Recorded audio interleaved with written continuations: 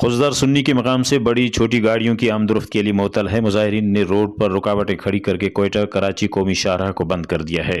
मुजाहिरीन का कहना है कि हमारे घर में नामालूम अफराद ने रात को घर में घुसकर घर के अफराद जिनमें खवातीन बच्चे शामिल हैं पर तशद्दुद किया और उनका मजीद कहना था para kane abi hamla karer kana chunata bi izi hamla karer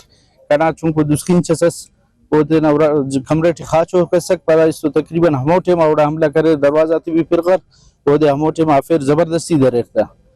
नियाड़ी तभी जी हमला करे नाराजी भी हमला करे कना इलुम तजी भी हमला करे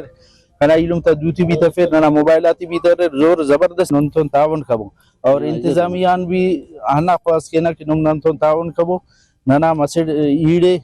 लेकिन ओदे बराए मेहरबानी वाजिब कबो बस तो दाना इलाका रे कबायली इलाका ठीक है बाबू मसला कि दम बंदिंग जबरदस्ती करनी इरोनियारी तियाफिर उरागा नफिंग करनी ननन की खाएंगे ना मयार वक्त से ठीक है बाबू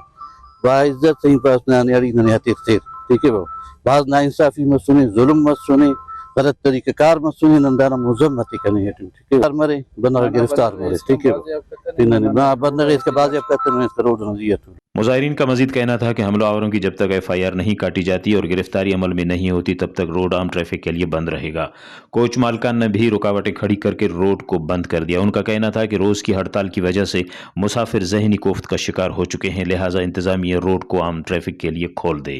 रिपोर्ट मुर्तज़ा बलोच, वश न्यूज़, खुजदार।